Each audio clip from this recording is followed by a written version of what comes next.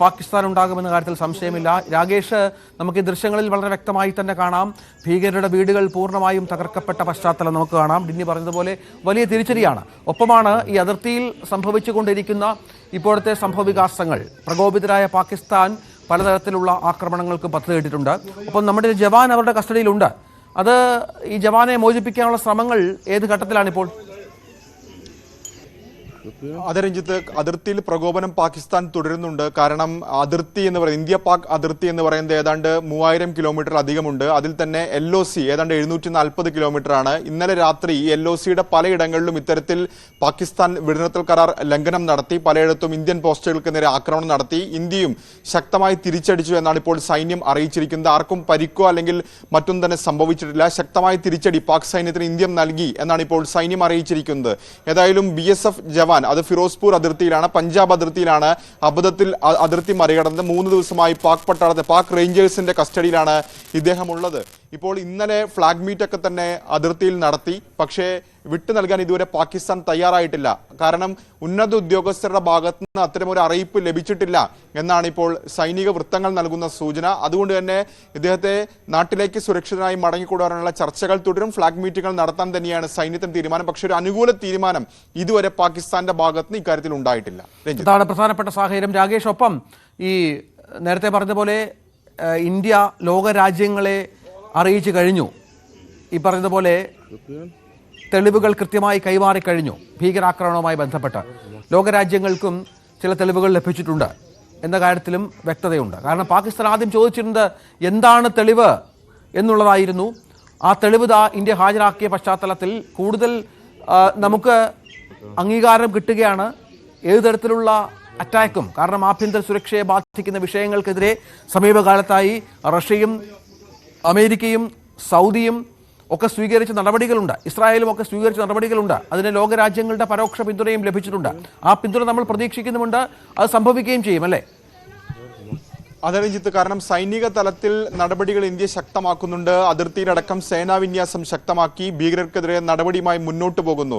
മറുവശത്ത് നയതന്ത്ര തലത്തിലും ഇത്തരത്തിൽ ശക്തമായ നടപടികളിലേക്ക് കടക്കുകയാണ്. കാരണം ഇന്നലെ രാത്രിയും ഒരു യോഗം ചേർന്നിരുന്നു. ഇന്നലെ വൈകിട്ട് ചേർന്ന യോഗത്തിന്റെ പ്രധാനപ്പെട്ട അജണ്ട ഈ സിന്ധു നദീജലം അത് എങ്ങനെ ഈ സസ്പെൻഡ് ചെയ്തുകൊണ്ടുള്ള തീരുമാനം എങ്ങനെ നടപ്പാക്കുമെന്നായിരുന്നു. അപ്പോൾ അതിന് കൃത്യമായ പദ്ധതി ആവിഷ്കരിച്ചു കഴിഞ്ഞു എന്നാണ് ജലശക്തി മന്ത്രി CR പാട്ടീൽ തന്നെ പ്രതികരിച്ചത്. കാരണം ഒരു PJ വിൻസെന്റ് വിദേശകാര്യ വിദഗ്ധൻ, അദ്ദേഹം ടെലിഫോൺ ലൈനുണ്ട്. ശ്രീ PJ വിൻസെന്റ്, ഇപ്പോൾ ഭീകരരുടെ വീടുകൾ പ്രാദേശികമായി പിന്തുണ ലഭിച്ചിരുന്ന അല്ലെങ്കിൽ പ്രാദേശികമായി പ്രവർത്തനം നടത്തിയിരുന്ന ഭീകരരുടെ വീടുകൾ പൂർണ്ണമായും തകർക്കുകയാണ്. അതൊരു പുതിയ സ്ട്രാറ്റജിയാണ്.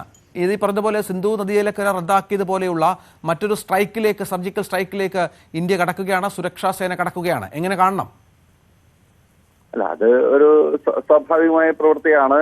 അത് ഈ പ്രാദേശിക തലത്തിൽ പ്രവർത്തിക്കുന്ന ആളുകൾക്ക് ശക്തമായ ഒരു താക്കീത് നൽകുകയാണ്. കാരണം സാധാരണഗതിയിൽ ഈ ഭീകരവാദത്തെ പിന്തുണയ്ക്കുന്നവരും അവർക്ക് വേണ്ടി പ്രവർത്തിക്കുന്ന ആളുകളൊക്കെ നാട്ടിലെ സ്വാഭാവികമായ നിയമവ്യവസ്ഥയ്ക്കകത്ത് വിചാരണ നേരിട്ട് ശിക്ഷയിലേക്ക് പോവുകയാണ് ചെയ്യുന്നത്. അതൊരു ലോങ് പ്രോസസ്സാണ്. അപ്പൊ ആ പ്രോസസ്സിൽ പലപ്പോഴും വളരെ ചെറിയ ശിക്ഷയിലോ അതല്ലെങ്കിൽ ഈ ശിക്ഷ വിധിക്കുമ്പോൾ തന്നെ ചിലപ്പോൾ വർഷങ്ങളോളം കഴിയും. അപ്പം അത് പല ആളുകളും ഈ പ്രോസസ്സിനിടയിൽ തന്നെ രക്ഷപ്പെട്ടു പോവുകയും ചെയ്യും. ഇങ്ങനെയൊക്കെയുള്ള സംഭവങ്ങൾ സ്വാഭാവികമായിട്ടുള്ള അത് നിയമവ്യവസ്ഥയുടെ പോക്ക് ആ രീതിയിലാണ്. അപ്പോൾ ഇത് ഇമ്മീഡിയറ്റ് ആയിട്ടുള്ള ചില ആക്ഷൻ ഗവൺമെന്റിന്റെ ഭാഗത്തുനിന്ന് ഉണ്ടാകുന്നത് ഒരു സൈക്കോളജിക്കൽ വാർഫെയർ ആണ് യഥാർത്ഥത്തിൽ. അതായത് കൃത്യമായ ഒരു മെസ്സേജ് ആഭ്യന്തര രംഗത്തെ രാജ്യത്തിനകത്ത് നിന്നുകൊണ്ട് ഭീകരവാദികളെ സഹായിക്കുകയും ഭീകര പ്രവർത്തനത്തെ പിന്തുണയ്ക്കുകയും ചെയ്യുന്ന ആളുകൾക്ക് ഈ നാട്ടിൽ ഇനി വേരുകൾ ഉണ്ടായിരിക്കില്ല എന്ന് ഭരണപരമായി തീരുമാനിച്ച് ഒരു നടപടിയിലേക്ക് പോകുന്നു. അത് ഈ സംഘർഷത്തിലോ അതല്ലെങ്കിൽ ഭീകരവാദത്തെ തകർക്കുന്നതിനെതിരെ ഇന്ത്യ എടുക്കാൻ പോകുന്ന പ്രധാനപ്പെട്ട നടപടികളിലോ ഒന്നും ഒന്നായിട്ട് മാറുന്നതല്ല. അതൊരു സിംബോളിക് ആയിട്ടുള്ള ഒരു റെസ്പോൺസാണ്. അപ്പം പക്ഷെ അത്തരം ചില പ്രവർത്തനങ്ങൾ അനിവാര്യമാണ്. കാരണം രാജ്യത്തിനകത്ത് നിന്നുകൊണ്ട് രാജ്യത്തിനെതിരെ പ്രവർത്തിക്കുകയും നമ്മുടെ സഹോദരങ്ങളെ കൊലക്കി ഒടുക്കുകയും ചെയ്യുന്ന ആളുകൾക്ക് ഈ നാട്ടിൽ വേരുകൾ ഉണ്ടായിരിക്കില്ല. അവർക്ക് ഇവിടെ സുഖമായി പിന്നെ താമസിക്കാനോ ഈ രാജ്യത്തിന്റെ ഭരണഘടനയുടെ സംരക്ഷണവും നിയമത്തിന്റെ സംരക്ഷണവും ഒക്കെ ആസ്വദിച്ചുകൊണ്ട് വീണ്ടും ഇവിടെ തുടരാൻ കഴിയും, സുഖമായി ഇവിടെ ജീവിക്കാൻ കഴിയും എന്നുള്ള അവസ്ഥ തീർച്ചയായിട്ടും ഇല്ലാതാക്കും എന്ന വ്യക്തമായ സൂചന അത് നൽകുന്നുണ്ട്. അതേസമയം സംഘർഷത്തിന്റെ തലം മറ്റ് ഡിപ്ലോമസിയുടെ തലത്തിലും ജലം പങ്കുവെക്കുന്നതിന്റെ മേഖലയിലും ഒക്കെ പുതിയ തലത്തിലേക്ക് നീങ്ങിക്കൊണ്ടിരിക്കുകയാണ്. ഇപ്പോൾ ഈ എവിടെയാണ് ഞങ്ങളുടെ പങ്കാളിത്തം തെളിവ് എന്നായിരുന്നല്ലോ പാകിസ്ഥാന്റെ ചോദ്യം. തെളിവാദി ഹാജരാക്കൂ എന്ന് പാകിസ്ഥാനിലെ മന്ത്രിമാരും ഉദ്യോഗസ്ഥരുമൊക്കെ ആവർത്തിച്ച് ആവശ്യപ്പെടുന്നുണ്ടായിരുന്നു. ഇപ്പോൾ തെളിവുകൾ ഇന്ത്യ കൈമാറി എന്നാണ് മനസ്സിലാക്കുന്നത്. 40ഓളം ലോകരാജ്യങ്ങളുമായി സംസാരിച്ചു കഴിഞ്ഞു നമ്മുടെ ഉദ്യോഗസ്ഥരും പ്രധാനമന്ത്രിയും മറ്റും. തെളിവുകൾ ഹാജരാക്കി എന്നുള്ളതാണ്. അപ്പോൾ കുറച്ചുകൂടി പിന്തുണ ആർജിക്കുക ലോകരാജ്യങ്ങളുടെ ആഭ്യന്തര സുരക്ഷിതത്വമാണല്ലോ സമീപകാലത്തായി ലോകം നേരിടുന്ന ഏറ്റവും വലിയൊരു കൺസേൺ. അതിലേക്ക് ഇന്ത്യക്ക് ഇനി കൂടുതൽ അംഗീകാരം ലഭിക്കുമെന്ന് കരുതാം അല്ലേ പാകിസ്ഥാനെതിരായ നടപടികൾക്ക്? പാകിസ്ഥാനെതിരായിട്ടുള്ള നടപടികൾക്ക് കൂടുതൽ അംഗീകാരം ലഭിക്കും എന്ന കാര്യത്തിൽ തർക്കമില്ല. ലോകത്തിലെ പ്രധാനപ്പെട്ട രാജ്യങ്ങളെല്ലാം ഇന്ത്യയുടെ കൂടെയാണ്. പക്ഷേ ഇതിനകത്ത് ലോകത്തിൽ collective security, collective measure for security തുടങ്ങിയ ആശയങ്ങളൊക്കെ വളരെ ദുർബലമായിക്കൊണ്ടിരിക്കുന്ന ഒരു ലോക സാഹചര്യമാണ് നിലവിലുള്ളത്. ഐക്യരാഷ്ട്ര സംഘടനയ്ക്ക് ലോകത്തിൽ എവിടെയെങ്കിലും ഒരു യുദ്ധം തടയാൻ കഴിയുന്ന ഒരു ശേഷിയും ഇപ്പോഴില്ല. അത് ഉക്രൈൻ സംഘർഷവും ഗസ യുദ്ധവും ഒക്കെ നമ്മൾ കണ്ടതാണ്. ഇതിലൊന്നും ഇടപെട്ട് ഈ സംഘർഷം പരിഹരിക്കാൻ അതിന് കഴിയുന്നില്ല. അപ്പോൾ ബാലൻസ് ഓഫ് പവർ ആണ് വളരെ പ്രധാനപ്പെട്ട സംഗതി എന്ന് വരുമ്പോൾ ഇന്ത്യക്ക് സ്വന്തം നിലയ്ക്ക് അതിന്റെ ശക്തി പ്രകടിപ്പിക്കാൻ പറ്റുമെങ്കിൽ മാത്രമേ ഇനി ഈ ഭീകരതയെ നമുക്ക് ഇല്ലാതാക്കാൻ സാധിക്കുള്ളൂ.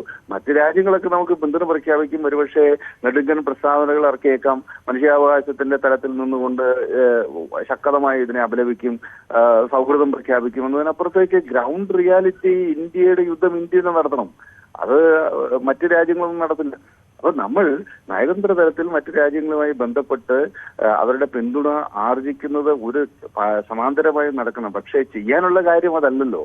അതല്ലെങ്കിൽ ഈ രാജ്യങ്ങള് ഇപ്പം അത് പറയുമ്പോൾ തന്നെ ഒരു പ്രധാനപ്പെട്ട കാര്യം, പാകിസ്ഥാനെ സംബന്ധിച്ചിടത്തോളം വളരെയധികം സ്ട്രാറ്റജിക് ആയിട്ടുള്ള സാധ്യതകൾ ഇപ്പോൾ ഉണ്ട്.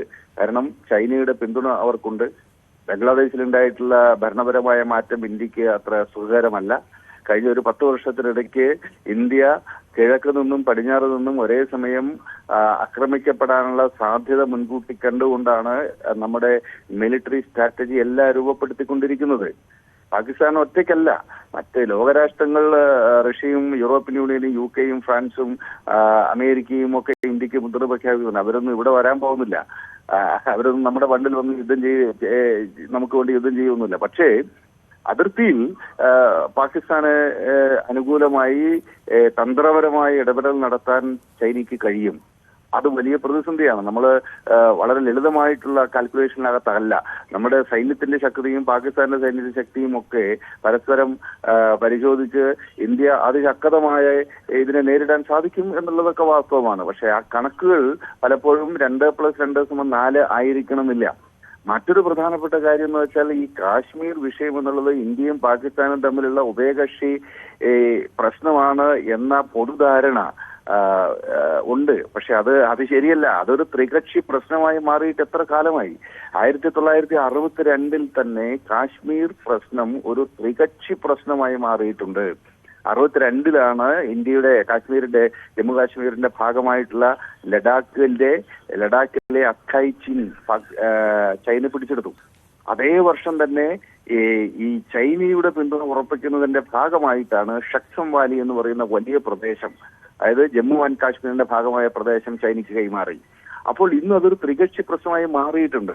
യഥാർത്ഥത്തിൽ ജമ്മു കാശ്മീർ പ്രശ്നം ആ രൂപത്തിൽ നിലനിർത്തേണ്ടത് പാകിസ്ഥാനേക്കാൾ ഇന്ത്യയേക്കാൾ ഇപ്പൊ ചൈനയ്ക്കും അതിൽ ആവശ്യമുണ്ട്, താല്പര്യമുണ്ട്. മാത്രവുമല്ല ഈ ഷക്സം വാലിയിലൂടെയും ഗിൽജിത്ത് ബാൾട്ടിസ്ഥാൻ മേഖലയിലൂടെയുമാണ് ചൈനയിൽ നിന്ന് പുറപ്പെട്ട് പാകിസ്ഥാനിലെ ഗുദാർ തുറമുഖത്തിൽ അവസാനിക്കുന്ന ഈ എക്കണോമിക് കൊറിഡോർ.